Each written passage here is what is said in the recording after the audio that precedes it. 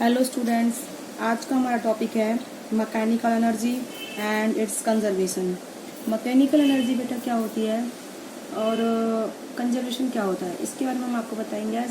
Mechanical energy से पहले मैं आपको बताना चाहूँगी कि हम काइनेटिक एनर्जी के बारे में कंप्लीट डिस्कस कर चुके हैं एंड पोटेंशियल एनर्जी के बारे में कंप्लीट डिस्कस कर चुके हैं। तो अब हमारा आगे टॉपिक आता है मैकेनिकल एनर्जी। तो मैकेनिकल एनर्जी जो होती है इन दोनों का सम होती है। It is the sum of kinetic energy and the potential energy of the body. उसको हम क्या बोलते हैं, मैकेनिकल एनर्जी या फिर टोटल एनर्जी। अब ये है आगे की इट्स कंजर्वेशन। कंजर्वेशन किस तरीके से बेटा कि टोटल एनर्जी हमारी क्या होगी, कंजर्व होगी, कांस्टेंट, ना तो डिक्रीज होगी और ना ही क्या होगी, इंक्रीज। ठीक है, जो है हमारी क्या रही, कांस्टेंट। तो आप इसको लिख सकते हो, mechanical energy is the sum of kinetic energy and potential energy of body.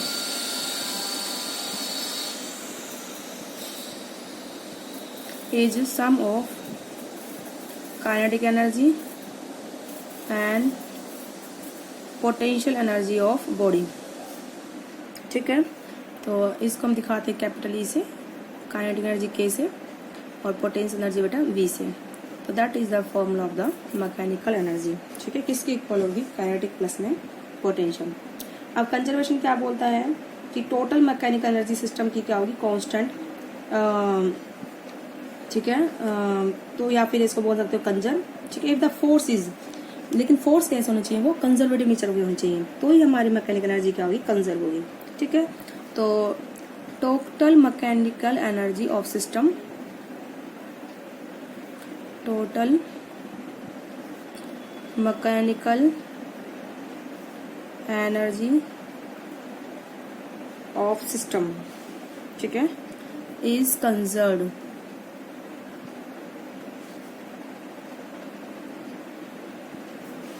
if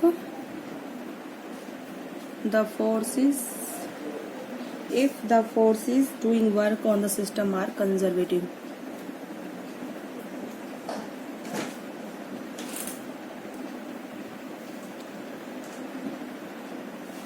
If the forces doing work on the system are conservative। ठीक है, तो इस तरीके से हम इसको करेंगे। अब आता है बेटा आपका कि मैकेनिकल एनर्जी किस तरीके से कंजर्व होगी। ठीक है, तो किस तरीके से मैकेनिकल एनर्जी कंजर्व होगी बेटा, यानी कि कांस्टेंट होगी। अगर हमारी काइनेटिक एनर्जी ज्यादा होगी तो पोटेंशियल एनर्जी हमारी उस पॉइंट पर क्या होगी, कम होगी, और अगर हमारी काइनेटिक एनर्जी कम है तो पोटेंशियल एनर्जी क्या होगी, ज्यादा होगी। इस तरह से दोनों को अपने आप को बैलेंस रखते हैं।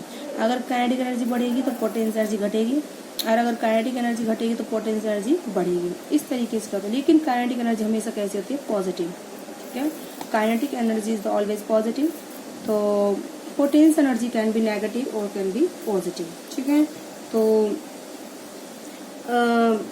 इसके बारे में बताती हूँ बेटा मैं आपको कि टोटल नेगेटिव एनर्जी, जो टोटल एनर्जी है वो कैन बी नेगेटिव और कैन बी पॉजिटिव। तो देखो तुम्हारा जो फॉर्मूला है, potential energy can be negative और कैन बी पॉजिटिव। अगर हमारी काइनेटिक एनर्जी कम है और पोटेंशियल एनर्जी क्या है, ज़्यादा है, और वो नेगेटिवली ज़्यादा है, तो हमारी टोटल एनर्जी क्या आएगी, नेगेटिव आएगी। इट मीन्स पोटेंशियल एनर्जी अगर नेगेटिव है तो टोटल एनर्जी सिस्टम की क्या होगी, नेगेटिव होगी। इट मीन्स वो आपका क्या होगा, बाउंड स्टेट में होगा सिस्टम। क्या होगा बेटा, वो आपका बाउंड स्टेट में। आपको उसको लिखवा देती हूँ की पॉइंट बनवा के, की points.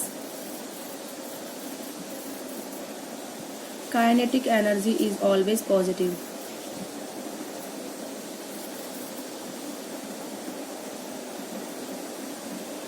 Kinetic energy is always the positive। If kinetic energy is 0, then potential energy will be maximum। If kinetic energy is the maximum, then potential energy will be minimum।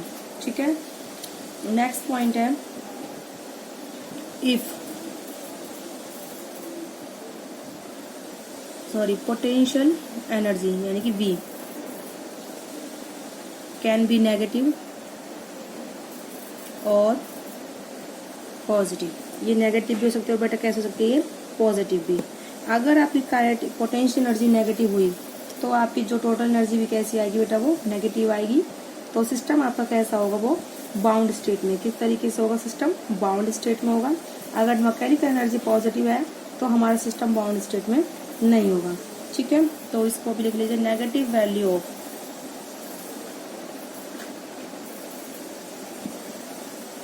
Mechanical energy या फिर total energy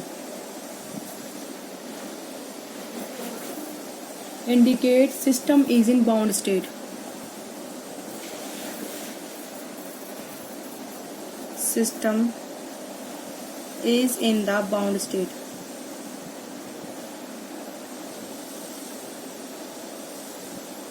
system कैसा होगा बेटा? Bound state में।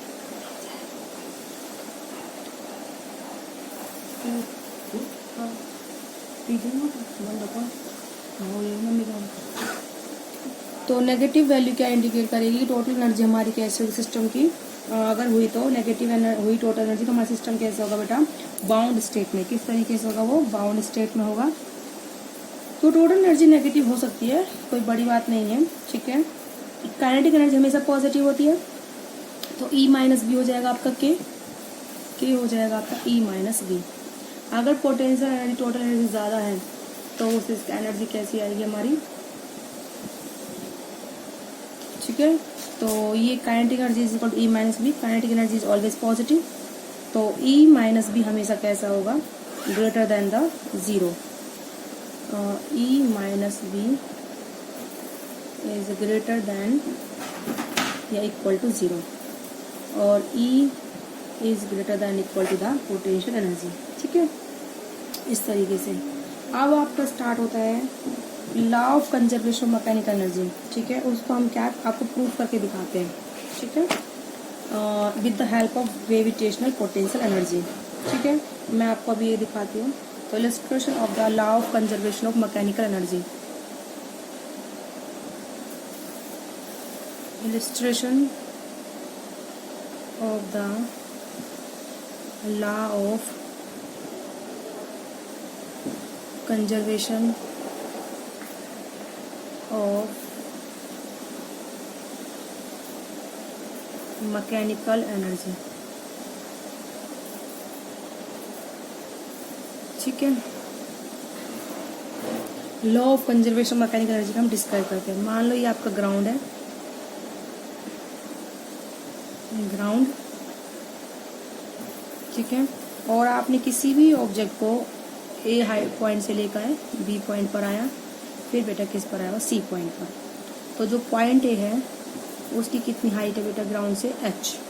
ठीक है, आप जब उसको ए से बी पॉइंट पर लाए तो कितना डिस्टेंस लेके आया उसको? एक्स। तो ये वाला बी से सी कितना बचेगा बेटा? एच माइनस का एक्स। ठीक है, तो अब हम ये दिखाएंगे कि टोटल एनर्जी हमारे सिस्टम की क्या होगी? कांस्टेंट होगी। ठीक है, तो let m be the mass of body is at height h। Let body of mass m is at height h। ठीक है, तो बॉडी ए पॉइंट पर क्या है? रेस्ट पर है। इनिशियली पॉइंट ए पर प्रेजेंट है वो, एट पॉइंट ए। ठीक है, तो बॉडी इज एट रेस्ट, तो body is at rest, therefore kinetic energy is equal to the zero.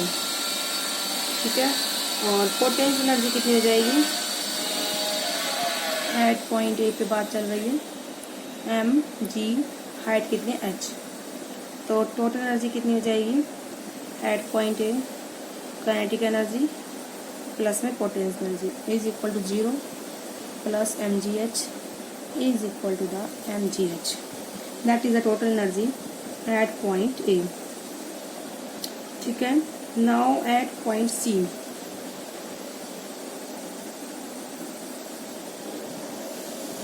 Eight point C पर हाइट कितनी होगी? ज़ीरो। कितनी होगी बेटा? ज़ीरो। एच जीरो होगी तो पोटेंशियल एनर्जी कितनी होगी? Zero. H is equal to zero, therefore potential energy कितनी होगी बेटा? ज़ीरो होगी। ठीक है, बट हम क्या निकालेंगे पॉइंट सी पर काइनेटिक एनर्जी। जैसे ये ऑब्जेक्ट यहाँ पर था, हमने छोड़ा अपने हाथ से, इसकी इनिशियल वेलोसिटी 0 थी, नीचे आएगा जैसे इसकी वेलोसिटी बढ़ेगी तो पॉइंट सी पर हम क्या निकालेंगे, वेलोसिटी निकालेंगे। उसके लिए हम इक्वेशन लगाएंगे using equation v square minus u square is equal to 2as। ठीक है, तो as यहाँ पर इस पॉइंट पर फाइनल वेलोसिटी मान लो v है और यहाँ पर कितनी थी इनिशियल 0। हम a से b का इंटरवल ले रहे हैं। ठीक है, a से किस पर आया है बॉडी, पॉइंट b पर आई है। ठीक है, तो v हमने वेलोसिटी मान ली, u इनिशियल यहाँ पर 0 है। ठीक है, और इसको आप u मान लीजिए, इसको आप यहाँ पर वेलोसिटी v1 मान लीजिए और यहाँ पर v2। ठीक है, पॉइंट सी पर वेलोसिटी कितनी, v2। ठीक है, और जब ऑब्जेक्ट यहाँ से आया कितनी हाइट पर आया, h हाइट से नीचे आया, एक्सेलरेशन कितना होगा, g के बराबर। तो वेलोसिटी कितनी हो गई, √2gh। ठीक है, तो टोटल एनर्जी कितनी हो जाएगी। अब काइनेटिक एनर्जी निकाली पहले तो, at point C half m v2 square, यहाँ वेलोसिटी हमने v2 मान ली, तो हाफ एम v2 का स्क्वायर कितना हो जाएगा, 2gh। तो ये हो जाएगा mgh। और पोटेंशियल एनर्जी वो ग्राउंड की सरफेस पर हाइट 0 है, तो कितनी होगी, पोटेंशियल एनर्जी हो जाएगी बेटा mg इंटू में 0 इज इक्वल टू द 0। तो टोटल एनर्जी कितनी हो जाएगी बेटा,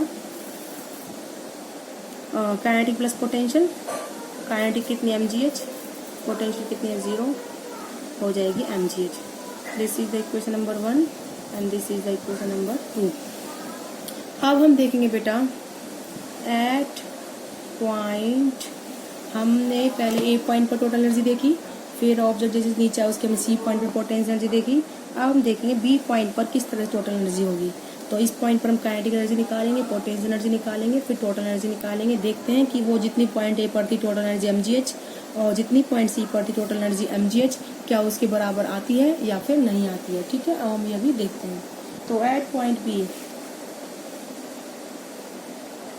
हम क्या लगाएंगे, अपनी इक्वेशन ऑफ मोशन लगाएंगे, जिससे कि हमें पॉइंट बी पर वेलोसिटी निकल के आ जाए और जिससे कि हम काइनेटिक एनर्जी निकाल सकें। ठीक है, तो पॉइंट बी पर वेलोसिटी मैंने v1 मान रखे, इनिशियल ऊपर से कोई पत्थर नीचे आ रहा है, इनिशियल वेलोसिटी u है और फाइनल वेलोसिटी क्या v1 है इस इंटरवल के लिए, बी पॉइंट के लिए, और ये u कितनी है बेटा 0 है। तो v स्क्वायर माइनस का u स्क्वायर 2a, कितनी हाइट नीचे है बेटा वो x। तो फाइनल वेलोसिटी v1 का स्क्वायर, इनिशियल 0, 2a कितना हो जाएगा gx। तो v1 हो जाएगी स्क्वायर बेटा 2gx। ठीक है, अब आप निकालिए हाइट कितनी है, एच, वो तो हमारी हाइट कितनी है बेटा, वो ग्राउंड से कितनी हाइट पर है, B point H minus X, ये पूरी एच है, ये एक्स नीचे आ गया, तो कितना बचा बेटा, ये पॉइंट बी का हाइट एच माइनस का एक्स। ठीक है बेटा,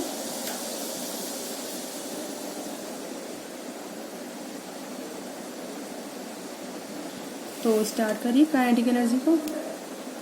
eight point B half m v1 का स्क्वायर, ये हो जाएगा v1 का स्क्वायर कितना है 2gx। ठीक है, इस तरीके से आपकी काइनेटिक एनर्जी निकल के आएगी हाफ एम। ठीक है, और यहाँ से 2 से 2 कैंसिल, ये हो जाएगा आपका mgx। ठीक है, इसी तरह से पोटेंशियल एनर्जी पॉइंट बी पर mg कितनी हाइट पर है बेटा, वो h माइनस एक्स। ठीक है, तो ये कितनी हाइट होगी बेटा, ये h माइनस एक्स। अब निकालिए आप टोटल एनर्जी पॉइंट बी पर, तो वो हो जाएगी काइनेटिक प्लस में पोटेंशियल।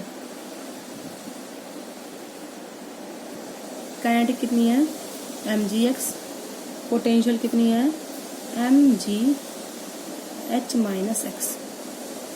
तो इसको अंदर मल्टीप्लाई कर दीजिए mg को h माइनस एक्स से, plus mgh minus mgx, cancel, तो टोटल एनर्जी कितनी आ जाएगी बेटा mgh। ठीक है, तो अब देखिए पॉइंट ए पर टोटल एनर्जी कितनी है mgh, पॉइंट बी पर टोटल एनर्जी कितनी है mgh, और पॉइंट सी पर पोटेंशियल टोटल एनर्जी कितनी है mgh। इस पॉइंट पर टोटल एनर्जी mgh है, बी पर आया तो टोटल एनर्जी mgh है, सी पर आया तो टोटल एनर्जी कितनी है mgh। पॉइंट ए पर पोटेंशियल एनर्जी कितनी 0 है, सॉरी MgH है, काइनेटिक एनर्जी कितनी 0 है। मैक्सिमम पोटेंशियल एनर्जी है, काइनेटिक एनर्जी का मिनिमम। पॉइंट बी पर कुछ एनर्जी किस में कन्वर्ट हो गई, काइनेटिक में, तो इसलिए पोटेंशियल क्या हो गई, कम हो गई। जैसी पॉइंट सी पर पहुंचा, पोटेंशियल एनर्जी कितनी हो गई, बिल्कुल 0 हो गई, क्योंकि हाइट कितनी हो गई 0, तो सारी एनर्जी किस में कन्वर्ट हो गई, काइनेटिक एनर्जी में। तो मैंने आपको बताया था कि अगर पोटेंशियल एनर्जी बढ़ेगी तो काइनेटिक एनर्जी घटेगी, और अगर पोटेंशियल एनर्जी घटेगी तो काइनेटिक एनर्जी बढ़ेगी। ठीक है, दोनों आपस में क्या होंगे, इस तरह से बैलेंस करेंगे, जिससे कि टोटल एनर्जी क्या है बेटा, हमारे सिस्टम की कांस्टेंट है। तो from equation 1, 2 and 3 we see that the total energy of the system is the constant. ठीक है, इन द फ्री फॉल। तो आप इसको लिख लीजिए, from equation 1, 2 and 3 we see total mechanical energy in free fall is constant। ठीक है, तो इस तरीके से आपका टॉपिक खत्म होता है। अब नेक्स्ट वीडियो में हम आपको बताएंगे एनर्जी के बारे में। कोलिजन का स्टार्ट होता है आपका मेन टॉपिक, उसके बाद कोलिजन के बाद आपका ये चैप्टर फिनिश हो जाएगा। आज की वीडियो में बेटा इतना ही। ओके बेटा।